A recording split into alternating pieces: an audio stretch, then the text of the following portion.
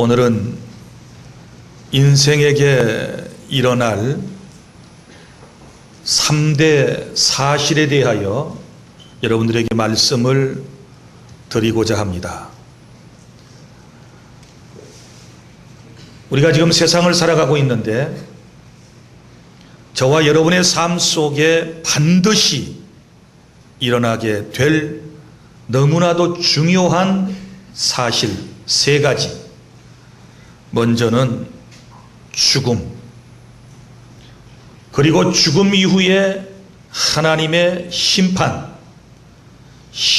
이후에 영원한 삶이 있다는 사실을 믿으시기를 바랍니다. 첫째로, 인생은 누구나 죽습니다. 부정모혈로 세상에 태어난 사람 가운데 죽지 않을 사람은 아무도 없습니다. 누구나 죽음을 다 싫어하고 피하려고 하지만 피할 수 없이 누구든지 다 그 죽음을 맞이하게 되는 것입니다. 또 어떤 사람은 죽음을 인정하는 대신에 장수를 바라는 사람들도 있습니다. 그러나 그럼에도 불구하고 인생은 누구나 죽습니다. 기네스북에 찾아보면 세상에서 제일 오랫동안 살았던 사람이 누구인가? 1680년에 태어나가지고 무려 256살까지 살았던 사람이 나옵니다. 이 사람은 중국 사람입니다.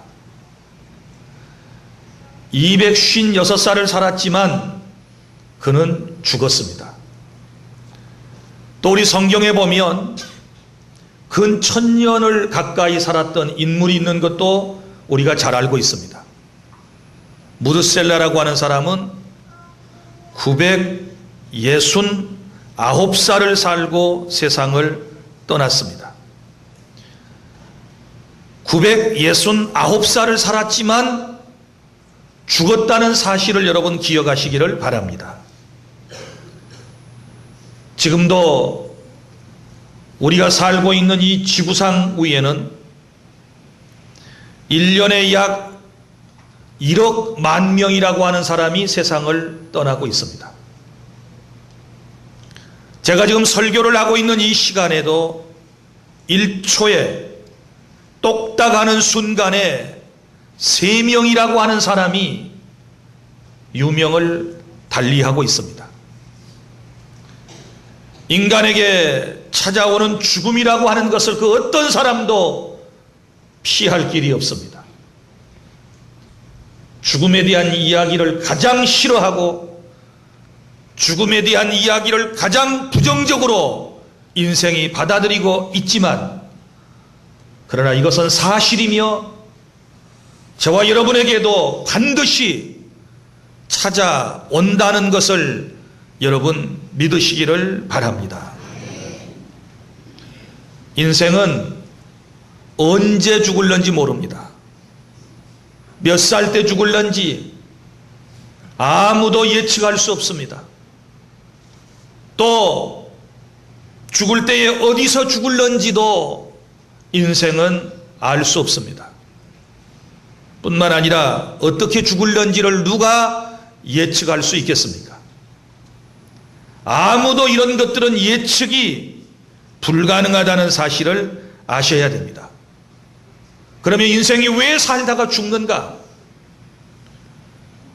인간의 마음속에 죽지 않고 살았으면 하는 바람이 있는데, 죽는다 할지라도 더 오랫동안 살고 싶은 바람이 사람의 마음속에 있는데 왜 인생이 죽는가? 성경은, 하나님께서는 우리에게 분명하게 말씀을 해주시는데 그것은 바로 죄의 싹시라고 말씀을 하셨습니다. 로마서 6장 23절, 죄의 싹은 사망이라고 주님께서 말씀을 하셨습니다.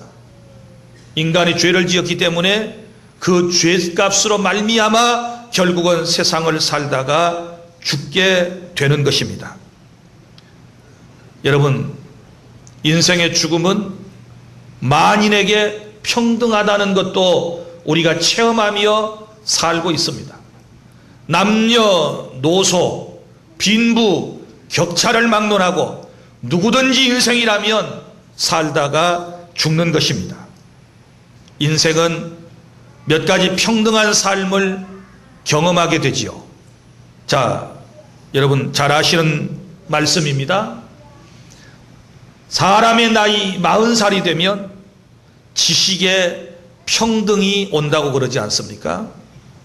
40살이 되면 저 초등학교 때, 중고등학교 때, 저 대학을 다닐 때 공부를 잘한 사람이나 못한 사람이나 다 평등합니다. 별로 큰 차이를 느끼지 못합니다. 40이 넘게 되면 지식의 습득이라고 하는 것이 도대체 어디서부터입니까? 그 얘기의 대화의 내용을 들어보면 TV에 나왔는데 TV를 보니까 신문을 보니까 누가 그러던데 그러더라. 어디 학교에 가서 배운 게 아니에요? 선생님에게 배운 거 아니에요? 책을 열심히 읽다가 지식을 습득한 게 아니에요? 겨우 그 지식의 습득의 경로가 TV 보다가, 그리고 남에게 전해 들은 이야기로, 그리고 치과 병원이나 혹은 사우나에 가서 무슨 책을 보다가, 잡지를 보다가, 대기하다가 들은 이런 이야기를 가지고 서로 대화하는 것을 보면 40살이 넘으면 지식의 평등이 옵니다. 그리고 50살이 지나면 외모에 평등이 온다는 얘기도 듣지 않았습니까? 특별히 부인들이 50살이 넘으면 비슷비슷해요. 죄송해요. 나는 전혀 비슷하지 않다라고 부정하는 분들이 몇 분 계실 거라고 생각해서 제가 사과의 말씀을 드리는데, 우리 남성 입장에서 볼 때는 50 넘으면 죄송해요. 외모가 비슷비슷해요. 다 단발 내지는 퍼머. 다 우리 동네 미장원 용어로 지지고 볶아가지고 다 얼핏 보면 비슷비슷해요. 외국에 나가보면 금방 찾아낼 수 있어요. 외국에 나가보면 한국 사람만이 유독 퍼머를 하고 전부 짧은 머리에 각각 다른 모습으로 머리를 치장하는 것을 볼 수 있어요. 외모의 평등. 그리고 60살이 넘으면 어떤 평등이 오느냐? 성의 평등이 오게 됩니다. 성의 평등이 뭐예요? 남성과 여성이 평등해집니다.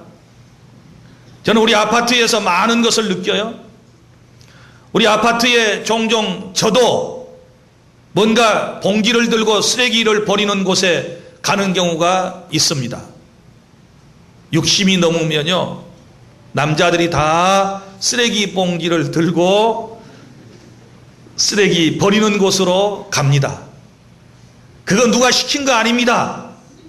아내가 쓰레기를 모아가지고 문 앞에 놔두면 남편이 나가면서 이건 내가 마땅히 버려야 할 것이구나. 그리고 묻지도 않고 따지지도 않고 그냥 서스럼없이 딱 들고 나가서 버릴 줄 아는 나이, 60이 되면 그렇습니다. 60이 넘으면 아내가 남성처럼 변해가지고 가정의 모든 것을 다 이제 주도하게 됩니다. 그래서 60이 넘으면 성의 평등 시대가 와서 남잔지 여잔지 남잔지 몰라볼 정도로 사람이 변한다는 거 여러분이 다 체험해 보셔서 아시겠지요? 대답을 못해요. 왜 그런 줄 아십니까? 후환이 두렵거든. 이 시간에 대답해 놓고 집에 가서 당할 걸 생각하니까 남자들이 대답을 못해요. 이 얼마나 짠한 남자들이 여기 많이 있는지 모르겠어요. 아파트에서 가만 보면 60이 넘으면 우리 부인들이 들고 다니는 가방이 있어요. 어디 갈까요? 수영장 가방. 어디 갈까요? 건강관리하기 위해서 헬스장에 가는 가방. 주종이 이런 것들이죠. 그런데 남자들은 뭘 든다고요? 대답을 해봐요. 쓰레기 봉지나 혹은 음식물 봉지를 들고 다 달랑달랑하고 처량하게 걸어 다녀요. 자, 이것도 평등입니다. 젊은 날에는 그런 일이 없었죠. 젊은 날에는 30대, 40대는 그런 일이 별로 없었어요. 그런데 60이 넘으면 그래요. 또 70이 넘으면 건강에 평등이 와요. 너도 아프고 나도 아프고 나도 아프고 너도 아프고 거기도 아프고 저기도 아프고 다 모두가 종합병원이에요. 종합병원이에요. 한쪽 고쳐놓으면 또 다른 쪽이 고장이 나요. 또 이쪽 고쳐놓으면 다른 쪽이 또 아프다고 그래요. 그래서 70이 되면 너나 나나 안 아픈 사람이 없어서 병에 건강에 평등이 옵니다. 80이 되면 무슨 평등이 올까요? 재물에 대한 평등이 옵니다. 나이 드신 분들 돈이 다 없어요. 주머니가 다 떨어져요. 물론 어떤 분은 그냥 죽을 때까지 절대로 자식에게 주지 않고 꽉 쥐어잡고 사는 사람도 있지만 대부분 딸이 한 달만 쓰고 준다 그래서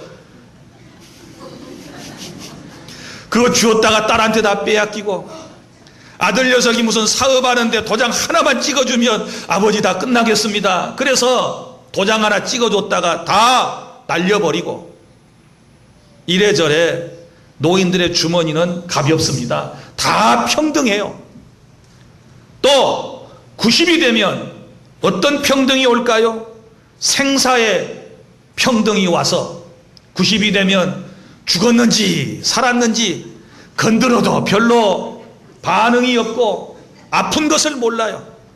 90이 넘으면요, 모기가 와서 쏘아대도요 따끔하지도 않아요. 모기가 와서 쏘아대도 이게 붙지도 않아요. 모기가 와서 쏘아봐야 나중에 거기 빨간 점 하나. 그래서 생사가 평등해요. 그러다가 완전한 평등이 찾아오는데 죽음이에요. 죽으면은 모두가 다 평등해요. 숨 딱 멎어지면 그 순간에 열기가 떨어지면서 싸늘한 시신으로 변화되는 거, 이것이 바로 인생이에요. 그래서 죽음이라고 하는 것은 모든 인생에게 있어서 정말 평등한 것이다. 그럼 모두가 다 죽는다는 얘기는 무엇일까요? 모두가 다 죄인이라고 하는 확실한 증거라는 사실을 믿으시기를 바랍니다. 죄의 싹은 사망이니까 죄가 없으면 안 죽어야지요. 성경의 말씀대로 죄가 없는 사람이라면 죽지 않고 영원히 살아야지요. 그런데 모든 인생이 죽는 것을 보니 다 죄를 지었고 그 죄값으로 말미암아 결국은 죽을 수밖에 없는 인생이라고 하는 것을 여러분 깨달을 수 있기를 바랍니다. 누구나 다 죽음을 피해 보려고 그러지요. 죽음을 막아 보려고 그러지요. 죽음이라고 하는 것을 연기해 보려고 그러지요. 여러분이 잘 아시는 분 가운데 고려 말에 우탁이라고 하는 유명한 시인이 계셨습니다. 그분이 시를 썼는데 어떤 시를 썼는고 하면 탈로가라고 하는 시를 썼습니다. 요 탈로가가 뭡니까? 늙는 것이 서러워서 부르는 노래, 이걸 탈로가라 그러는데 그 내용이 이렇습니다. 한 손에 막대 잡고 또 한 손에 가시 쥐고 늙는 길 가시로 막고 오는 백발 막대로 치렸더니 백발이 제 먼저 알고 지름길로 오더라. 백발이 지름길로 왔어요. 요거 한번 막아보려고 애를 썼는데 막을 길이 없어요. 젊었을 때는 새치라고 애들 시켜가지고 하나 뽑으면 100원, 2개 뽑으면 200원 제발 뽑아달라 그랬는데, 이제는 나이가 들어 나오는 하얀 머리카락은, 은빛 머리카락은 요건 새치가 아니라 요건 뽑았다가는 난리가 나요. 인생은 누구나 늙고 병들어 죽는 것이고 죽는 길을 그 어떤 사람도 막을 길이 없다는 사실을 기억하시기를 바랍니다. 엘리자베스 큐블러 로스라고 하는 분이 암 환자 200명이 임종하는 순간을 보면서 그분이 이 암으로 죽어가는 사람들이 어떤 반응을 보이는가를 발표한 것이 있습니다. 자, 암에 걸려가지고 세상을 떠나는 분들을 보니까 한 5가지 특징이 있더라는 거예요. 첫째는 부정의 단계. 의사에게 당신 암입니다 라고 하는 선고를 딱 받게 되었을 때 그것을 받아들이지 못하고 부정을 하는 것입니다. 아니요, 내가 암에 걸릴 수가 없어요. 당신이 뭔가 잘못 진단을 한 것이지 나는 절대로 암에 걸릴 사람이 아니요, 우리 가족 가운데 암에 걸린 사람이 없고 나는 건강관리를 위하여 좋은 음식을 먹었고 암에 걸릴 만한 그 어떠한 조건도 갖추고 있지 않습니다. 이러면서 그 암을 애써서 부인을 하게 되는 것이지요. 설마 내가 암에 걸리겠는가? 그러면서 부정하는 단계에 접어들게 돼요. 그 다음에 두 번째 단계는 어떤 단계냐? 그러면 분노의 단계로 넘어가게 되는 것입니다. 애써 부정했는데 여러 군데 병원에 다니면서 이제 검사를 정밀하게 해보았더니 확실하게 암으로 판명이 났어요. 그러면 이제 더 이상 부정이 안 되잖아요. 그때에 뭐라고 말합니까? 왜 하필이면 나한테 암이 걸려? 왜 하필이면 나한테 이런 암이 찾아왔어? 이제 먹고 살만한데, 애들도 커서 이제는 조금 살만한데, 혹은 아이들도 지금 결혼도 시켜야 되는데 아직 할 일도 남아있는데 왜 나한테 암이 와요? 이러면서 항변하는 사람들이 있지 않습니까? 항변하지요.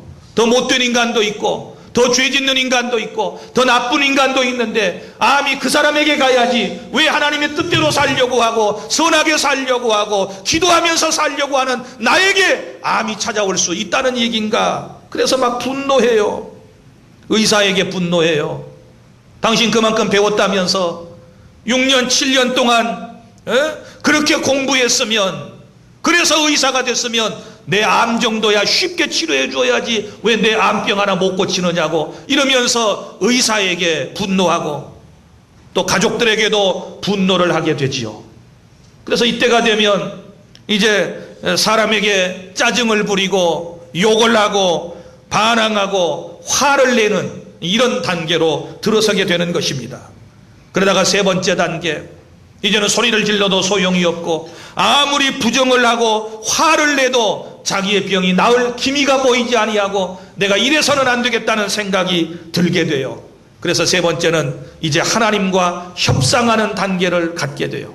타협하는 단계로 접어들게 되는 것이지요. 죽음을 회피하기 위해서, 기피하기 위해서 보상의 수단을 하나님께 제시를 하게 되는데 이렇게 얘기를 합니다. 하나님께서 내 병 고쳐주시면 내가 주의 종 되겠사오니, 하나님께서 내 암을 치유해 주시면 내가 하나님을 잘 섬기겠사오니 하나님께서 나의 병을 치유하여 주시옵소서. 하나님이 내 병을 치유해 주시면 내가 교회 일에 열심을 내겠사오니, 내가 전도하는 일에 최선을 다하겠사오니 하나님께서 나의 병을 고쳐주십시오 라고 하나님께 협상 카드를 내밀게 되는 것입니다. 그런데도 불구하고 암이 떠나갈 기미가 안 보입니다.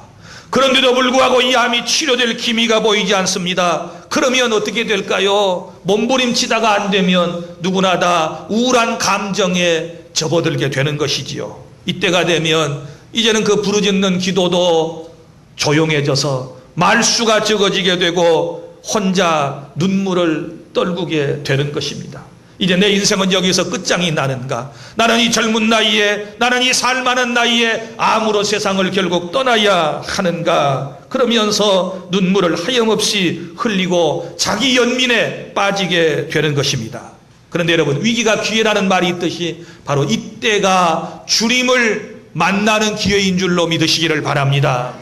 이때가 되면 사람이 지푸라기라도 잡고 싶은 그런 심정을 갖게 되는 거예요. 마음이 연약하고 마음이 우울한 감정에 빠져 있을 때 누군가가 희망의 소식을 전해주고 누군가가 예수님을 전해주게 되면 그의 마음속에 주님을 모셔드릴 확률이 가장 높은 단계가 이때인 줄로 믿으시기를 바랍니다. 그리고 마지막 단계는 수용의 단계예요. 수용의 단계예요. 이제는 자기가 알아요. 의사를 통하여 확실한 통보를 받았어요. 이제는 이 암이 회복될 기미가 보이지 않는다는 사실을 알아요. 그러면 이제 어떻게 합니까? 죽음을 받아들이게 되는 것이지요. 이제는 죽음을 받아들이게 되면 쇠약이 찾아오게 되고, 그리고 잠을 자주 많이 자게 되고 침착해지면서 평안한 마음을 가지고 인생을 하나씩 둘씩 정리하기를 시작해요. 장롱을 다 이제 열어 제끼고 옷을 정리한다든지 통장을 정리한다든지 유언장을 쓴다든지 이러면서 이제 죽음이라고 하는 것을 맞이하게 되는 것이지요. 자, 그런데 이 죽음을 맞이하는 사람들이 여러 가지 유형이 있어요. 어떤 유형이 있느냐? 어떤 사람은 갑자기 느닷없이 죽음을 맞이하는 경우가 있어요. 구약에 나오는 우리 성경에 나오는 어리석은 한 부자에 대한 얘기를 들어보실래요? 이 사람이 농사를 했습니다. 많은 소출을 거둬들였습니다. 쌓을 곳이 없어서 창고를 크게 더 지었습니다. 그리고 그 창고에 가득가득 거둬들인 농산물을 채워두었습니다. 그리고 밤에 누워서 이렇게 얘기하지요. 내 영혼아, 이제 내가 여러 해 쓸 물건을 다 창고에 거둬들였으니 이제는 먹자 마시자 그리고 즐거워하자. 얼마나 평안해서 얼마나 행복해서 이제는 먹고 살만하니 즐기자, 이런 얘기를 하고 있을 때에 그때에 영혼의 주인이 되신 하나님께서 그에게 찾아오셔서 하시는 말씀이, 이 어리석은 자여, 내가 네 영혼의 주인인 하나님인데 내가 너의 영혼을 오늘 밤에 데려가 버리면, 네 영혼을 내가 가져가 버리면 네가 저 창고에 쌓아둔 것이 누구의 것이 되겠느냐? 주님께서 그런 말씀을 주셨습니다. 그러시면서 하시는 말씀이 뭐예요? 땅에 대하여 쌓아두고 영원한 것을 준비하지 못하는 어리석은 자. 여러분, 우리는 어떻습니까? 세상의 것은 쌓아두었지만, 세상의 것은 준비해 두었지만, 여러분은 다음 세상에 대하여, 영원한 세상에 대하여 어떻게 준비하고 계십니까? 이렇게 갑작스러운 죽음을 맞이하게 될 때 인생은 당혹스러운 것이지요. 또 어떤 사람은 이런 죽음을 맞이하는 사람이 있습니다. 자신만을 위해 살다가 주님께 헌신하지 않고 살다가 주님을 맞아야 할, 죽음을 맞이해야 할 이런 사람도 있는 것을 볼 수 있지 않습니까? 일평생 살아온 것이 자기만을 위해서 살아왔어요. 주님을 위하여 헌신한 게 아무것도 없어요. 그러다가 죽음을 맞이하는 안타까운 사람도 있습니다. 또 가룟 유다처럼 신실하지 못하게 살다가 죽음을 맞이하는 사람도 있지 않습니까? 그런데 성경에 보면 이런 사람도 있지요. 스데반 집사님과 같은 분은 복음을 전하다가 돌에 맞아 죽는데 얼마나 평안한 모습으로 죽음을 맞이하는지 몰라요. 이분은 항상 마음속에 하나님의 나라를 사모하고 있었고 주님의 나라를 준비한 사람이었기 때문에 그는 돌에 맞아 죽으면서도 주의 품 안에 평안히 안길 수 있는 그런 하나님의 사람이었음을 믿으시기를 바랍니다. 사랑하는 여러분, 필연적으로 찾아오는 죽음을 여러분은 어떤 자세로 맞이하실 것입니까? 지금 만약에 죽음이 찾아온다면 여러분은 어떤 자세로, 어떤 태도로 이 죽음을 맞이할 수 있겠습니까? 한번 생각해 보세요. 기분 나쁜 얘기지만, 애써 피하려고 하지만 엄연한 사실인 이 필연적인 죽음을 준비하는 지혜가 저와 여러분에게 있어야 될 줄로 믿으시기를 바랍니다.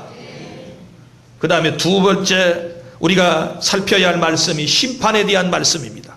한 번 죽는 것은 사람에게 정해진 것이요 그 후에는 심판이 있으리니. 나 죽으면 끝장입니까?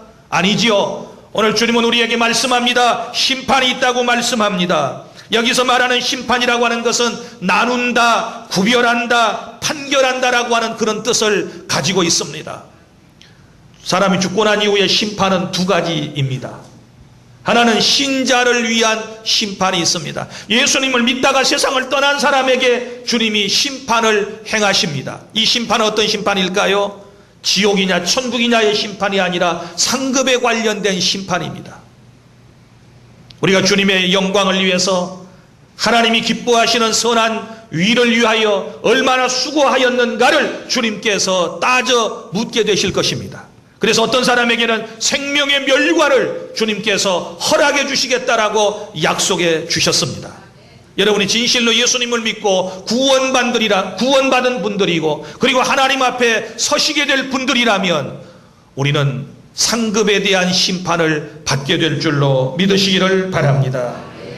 마태복음 25장 31절부터 33절 말씀에 모든 민족을 그 앞에 다 모으고 이 목자가 마치 양과 염소를 구별하듯이 그렇게 우리를 심판하시겠다고 말씀을 하셨고, 마태복음 16장 27절 그때에 각 사람이 행한 대로 갚으리라고 주님께서 말씀을 하셨으니, 사랑하는 여러분, 우리 예수님을 믿는 사람들에게 있는 이 심판을 통하여 많은 상을 받는 저와 여러분이 될 수 있기를 바랍니다. 그런데 두 번째 심판이 있어요. 이 심판이 어떤 심판일까요? 불신자의 심판인데 지옥 형벌의 심판이 있습니다. 요한계시록 20장 11절부터 15절 말씀에 백보좌가 나옵니다. 크고 큰 보좌가 있는데 거기에 하나님께서 앉아 계셔서 이제 심판을 행하시는 광경을 우리에게 보여주고 있는데, 자, 하나님이 백보좌에 앉으셨고 그리고 하나님 앞에는 양쪽에 책들이 있습니다. 자, 한 곳에는 책들이라고 하는 책이 여기에 쌓여져 있습니다. 이것을 흔히 행위록이라고 그럽니다. 그럼 이 한쪽에 있는 책들 복수입니다. 이 행위록에는 어떤 사람의 이름이 기록되어 있을까요? 불신자들, 예수님을 믿지 않는 사람들, 지옥에 가게 될 사람들의 행위가 여기에 낱낱이 기록되어 있는데 이것을 성경은 책들이라고 그랬고 행위록이라고 말씀을 하고 있습니다.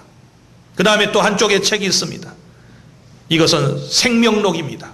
생명록, 무슨 얘기입니까? 생명책입니다. 구원받은 성도들의 이름이 기록되어 있는 책이 있습니다. 그래서 양쪽에 하나님의 보좌 앞에 있는 이 책들에 의해서, 책에 의해서 심판을 이제 불신자와 그리고 신자가 받게 된다라고 말씀을 하고 있습니다.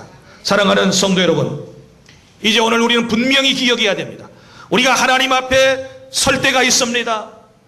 우리가 불신자라면 지옥의 심판대 앞에 서야 되고, 우리가 신자라면 생명록 앞에 우리는 분명히 서게 될 것입니다.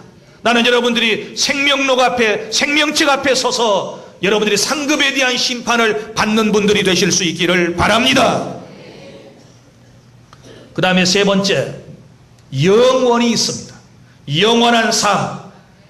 이 영원한 삶으로 나아가게 되는데, 자, 천국과 지옥, 지옥과 천국을 의미하는데 마태복음 25장 46절 그들은 영벌에, 그들은 불신자를 말해요. 영원한 벌에, 그리고 의인은, 신자는 영생에 들어가리라. 할렐루야. 자, 여러분, 그럼 먼저 지옥을 살펴보겠습니다. 자, 지옥도 영생하는 곳입니다. 지옥도 영원히 사는 곳입니다. 자, 그럼 누가 지옥에 있습니까? 범죄한 인간이 지옥에 있습니다. 그리고 누가 지옥에 있습니까? 타락한 천사, 곧 사단, 마귀, 귀신들이 그 지옥에 있게 됩니다. 성경은 지옥을 어떻게 표현을 하고 있습니까? 마태복음 18장 8절부터 9절에는 영원한 불이라고 말씀을 했고, 마태복음 3장 13절 꺼지지 않는 불을 말씀하고 있고, 마태복음 13장 42절에 보면 풀무불, 그리고 요한계시록 20장 14절부터 15절에 보면 불못이라고 말씀을 하고 있습니다. 그러면 지옥은 어떤 곳이에요? 불이 활활 타고 있는 장소임을 우리에게 말씀을 하고 있고, 베드로 전서 3장 19절에는 옥이라고 말씀을 했고, 누가복음 8장 11절에는 무적행, 지하의 깊은 감옥이라고 말씀을 했고, 마태복음 8장 12절에는 바깥 어두운 데라고 표현을 하고 있으니, 지옥은 깊은 곳이고 지옥은 어두운 곳에 있는 것이고 지옥은 불신 영혼이 저 사탄과 함께 영원토록 고통받는 장소라고 하는 사실을 기억하시기를 바랍니다. 그리고 천국은 어떤 곳입니까? 예수님을 구주로 믿는 사람이 가는 곳. 천국은 성삼위 하나님께서 계신 곳. 천국은 바로 선한 천사들이 함께하는 곳이 천국인 줄로 믿으시기를 바랍니다. 자, 이 천국에는 있는 것과 없는 것, 없는 것과 있는 곳이 있어요. 자, 없는 것은 무엇일까요? 악한 자가 없고 죽음이 없고 애통이나 아픔이나 저주와 밤 같은 이런 것들이 천국에는 없습니다. 그럼 있는 것은 무엇입니까? 안식과 위로와 풍성한 보상과 영광이 가득 찬 나라가 바로 영원한 천국이라고 하는 사실을 믿으시기를 바랍니다. 이 말씀은 요한계시록 20장에서부터 22장까지의 말씀을 여러분이 집에 가서 꼭 반드시 정독을 해 주시기를 바랍니다. 여러분, 믿는 사람도 영원히 살고 믿지 않는 사람도 영원히 산다고 성경은 말합니다. 자, 어떤 영원한 삶이 우리에게 필요할까요? 우리가 예수님 안에서 천국에서 영원한 삶을 살아야지, 지옥에서 영원한 고통을 당한다면, 영원한 벌을 당한다면 이 얼마나 안타까운 일입니까? 말씀을 맺습니다. 우리 인생에게 일어날 세 가지 사건을 여러분 주의하십시오. 우리가 지금 세상이 바쁘다고 세상의 휴가를 즐기면서 우리가 아무렇게나 살아갈 때가 아니라는 사실을 기억하셔야 됩니다. 비록 세상에 살아가지만 우리는 앞으로 우리에게 반드시 임하게 될, 필연적으로 임하게 될 세 가지 사실을 기억하면서 살아야 돼요. 인생은 언젠가 죽습니다. 그리고 죽은 다음에 심판을 받습니다. 심판이 있어요. 한 번 죽는 것은 사람에게 정해진 것이요, 그 이후에는 심판이 있고, 심판받으면 영원한 세상으로 나눠지게 됩니다. 영원한 천국과 영원한 지옥으로 나눠지게 되는 것입니다. 구원은 살아있을 때 획득하는 것입니다. 믿습니까? 살아있는 동안에 예수님을 구주로 믿고 믿음으로 살아야 영원한 천국 백성이 될 수 있다는 사실을 믿으시기를 바랍니다. 죽은 다음에는 기회가 없어요. 살아있을 때만 구원의 기회가 있다는 것을 기억하고, 혹이라도 오늘 인생이 너무 바빠서 세상에 취해서 인생의 3대 사실을 깨닫지 못하고 살아온 분들이라면 오늘 여러분 이 세 가지 말씀을 꼭 기억하고 이 시간 확신을 가져야 돼요. 한 번 죽고 심판받고 영원한 천국에 들어가며 그곳에서 주님과 함께 영생복락을 누리게 될 그날을 바라보면서 믿음으로 살아가는 저와 여러분이 되어야 될 줄로 믿으시기를 바랍니다. 지금 종말론 때문에 얼마나 많은 이단들이 성행하고 있는지 몰라요. 이단들이 지금 득세를 하고 있어요. 어떤 이단들은 시한부 종말론을 주장하고, 어떤 이단은 세상에 돌아가는 지금 지진이 일어나고 사방대에서 전쟁이 터지고 무슨 과학적인 것들이 나오고 이러니까 세상이 곧 끝날 것처럼 생각하고 세상을 완전히 죄악시하고 세상에서 자기 사명을 감당하지 못하고 오히려 오직 신앙생활에만 매진하고 교회만 붙어 있어야 되고 성경만 읽고 있어야 된다고 생각하는 잘못된 시한부 종말론자들이 얼마나 많은지 몰라요. 우리 그렇게 사는 게 아닙니다. 오늘 내일 지구에 종말이 온다 할지라도, 주님이 당장에 오신다 할지라도 지금 여러분이 하고 있는 일들에 대하여 열심을 내셔야 돼요. 주님을 모시고 최선을 다해야 될 줄로 믿으시기를 바랍니다. 믿습니까? 이것이 하나님이 기뻐하시는 삶인 줄로 믿으시기를 바랍니다. 요즘 메시지마다 열어보면 이상한 글들을 서로 퍼가지고 이리 옮겨주고 저리 옮겨주고 내가 읽어보면 기가 차요. 예? 우리는 그런 짓 하지 말아요. 그런 거 오면요 잘 분별해서 읽어요. 걸핏하면 이상한 메시지가 카톡으로 날라오고 여기저기 날라와 가지고 사람을 불안하게 만들고, 달라진 건 하나도 없어요. 보면 달라진 거 하나도. 왜 두려워해요? 우리는 하나님의 나라가 빨리 와야 돼요. 믿습니까? 주님의 재림이 빨리 이루어져야 돼요. 그동안에 우리가 해야 할 일이 뭐예요? 이 복음을 전해야 돼요. 이 인생의 3대 사실을 전해야 돼요. 그래서 죽음이 있고 심판이 있으니 지금 예수 믿고 구원받으라고 하는 이 복음을 전하는 것이 최상의 방법이고 우리가 살아가는 하나님께서 가장 기뻐하시는 일인 줄로 믿으시기를 바랍니다.